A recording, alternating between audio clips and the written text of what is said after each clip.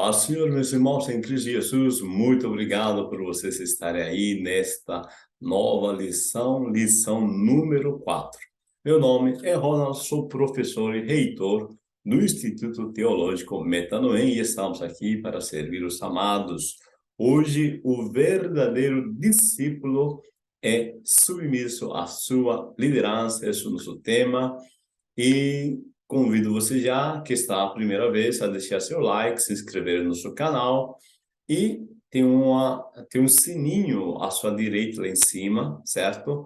Clica nele para você receber as notificações, tá? De todas as mensagens, todo o material que é publicado aqui semanalmente. Deus nos abençoe e também te convido a fazer parte do nosso curso teológico, curso médio e bacharel à distância. Muito bem, vamos aqui o verdadeiro discípulo submisso à sua liderança e nosso texto áureo está em 3 João, versículo 11. Amados, não sigas o mal. Amado, não sigas o mal, mas o bem. Quem faz bem é de Deus, mas quem faz mal não tem visto a Deus. 3 João, versículo 11. A verdade aplicada, diz o autêntico exercício do ministério cristão, ocorre quando há plena consciência de que deve ser cumprido para a glória de Deus e nunca dos homens. Isso é muito importante. Tá? Sempre nosso objetivo deve ser a glória de Deus, tá? Porque se alguém procura a glória humana, tá? É bem possível sofrer decepções, tá? Então, é muito mais seguro, muito mais lucrativo, tá? Nós buscarmos a glória de Deus.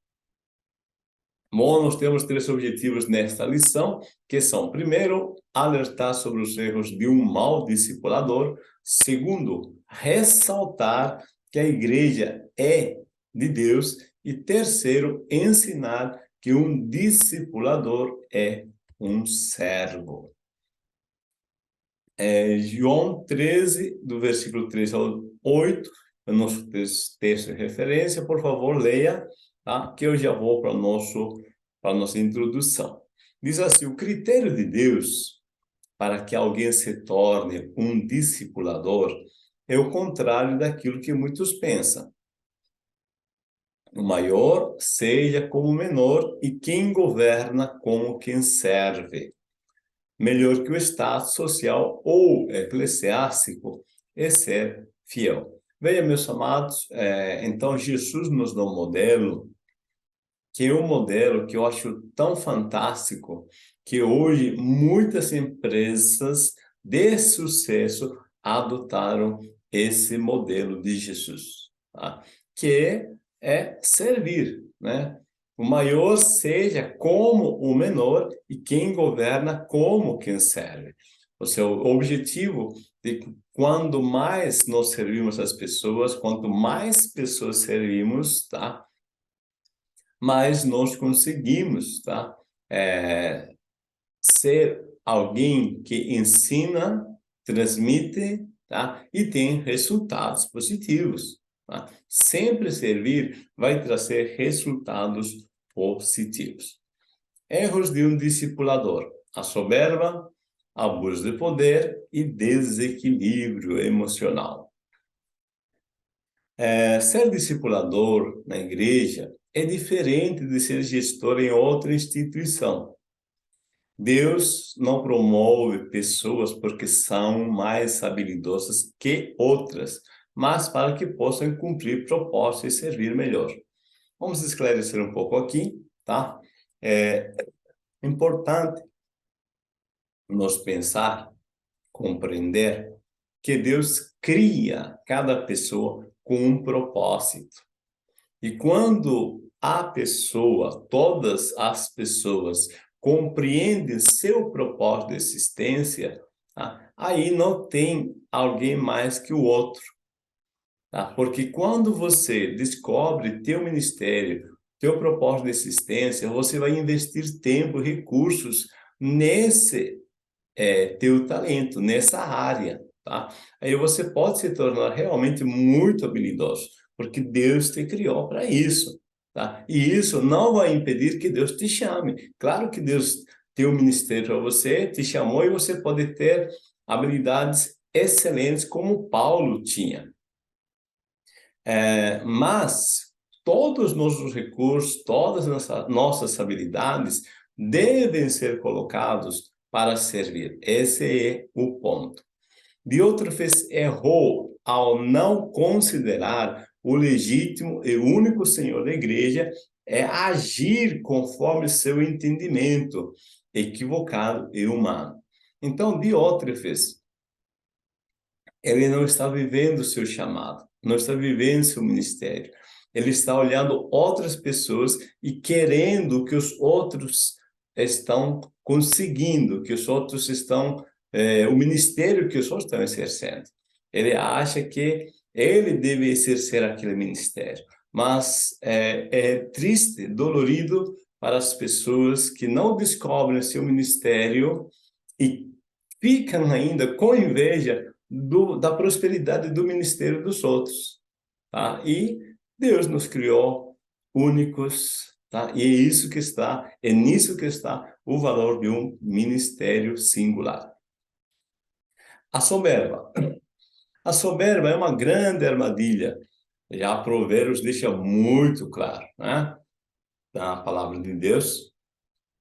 Não são poucos os exemplos e as alertas na Bíblia quanto ao perigo de uma pessoa ser dominada pela soberba. Tá? Justamente a soberba nasce quando alguém se compara com outra pessoa. Tá? Então, o perigo da comparação é isso. Tá? Se eu me comparo com alguém, eu posso me julgar melhor. Ou pode sofrer o efeito contrário, me sentir menor e entrar na depressão, tá? Então, no ministério não há do que se orgulhar, porque se há dom ou talento, ele provém de Deus, sempre. O ministério, como eu já disse anteriormente, é algo que Deus criou cada um para esse ministério. O poder sem a submissão a Deus é perigoso, atrai os piores e corrompe os melhores, né? É interessante, tá? Porque quem ama o poder não é digno do poder, tá? Porque aquele que ama o poder está disposto a pisar os outros para conseguir o que quer.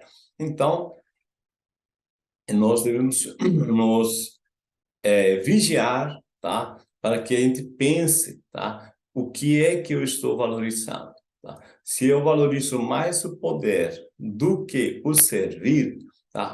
Há um grande risco nisso. Abuso de poder. Só um mau discípulo, orgulhoso e prepotente, acredita que pode se apoderar da igreja de Cristo. Diótrefes tinha essa ilusão. A Bíblia diz que toda autoridade provém de Deus. Paulo usou o verbo exousia no grego, que é autoridade, no sentido de ter licença ou permissão, no caso de Deus, ou ser dotado de habilidade ou força por Deus. Esse poder e autoridade não é autônomo, ou seja, não existe de forma independente. É muito importante este ponto, que no ministério, tá, nós não usamos o dom, tá, que Deus nos dá como queremos, porque não é nosso. Tá? Não posso, se alguém tem um dom de profecia, por exemplo, ele não pode profetizar qualquer hora que quer. Esse dom não é dele, para ele usar como quer. É quando a inspiração vem e aí manifesta, tá, o dom, ok?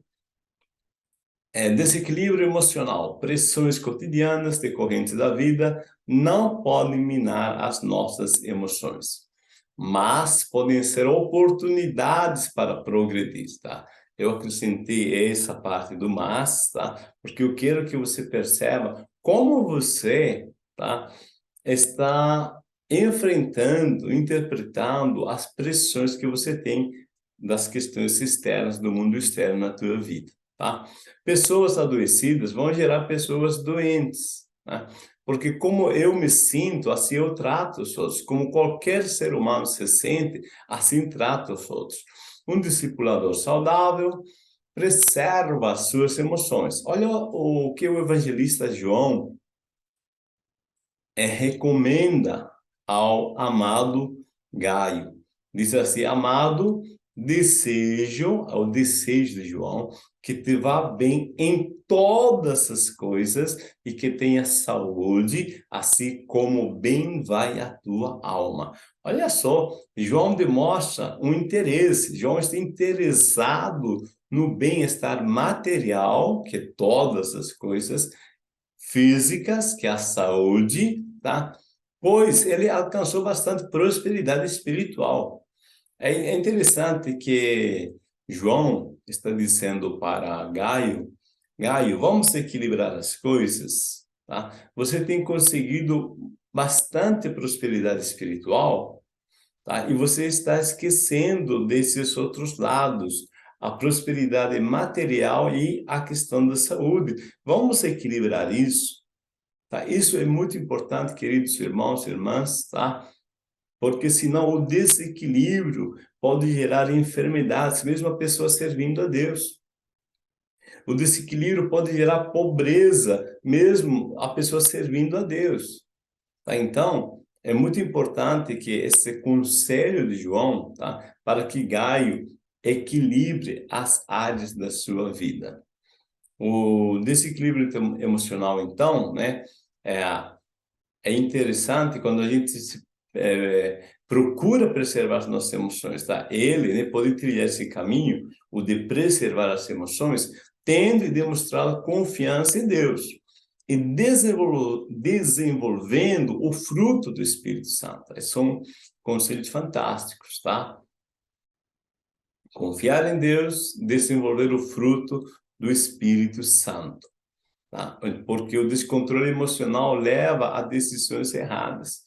Qualquer pessoa que está alterada emocionalmente, seja do lado positivo, do lado negativo, tá? Essa pessoa tomará decisões erradas. Qualquer pessoa, tá? Então nós devemos ter muito cuidado no equilíbrio emocional.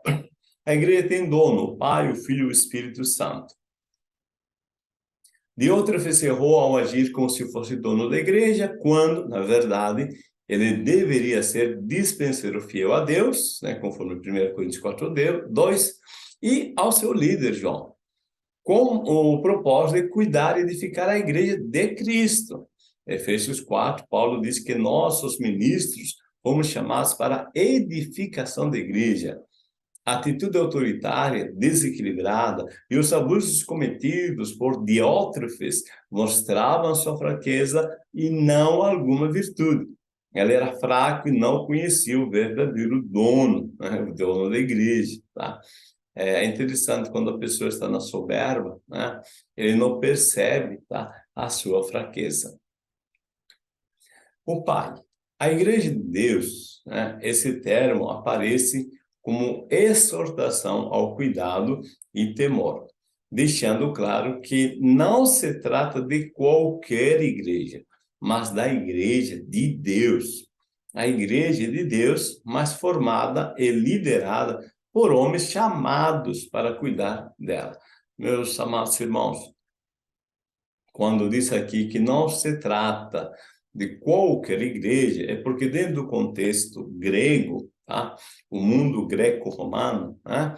Que onde os discípulos viveram, Cristo viveu, essa cultura greco-romana, tá? Ela tinha as assembleias, as reuniões, tá? Ou seja, as eclesias, né? Eram reuniões com propósitos específicos para tratar assuntos da sociedade.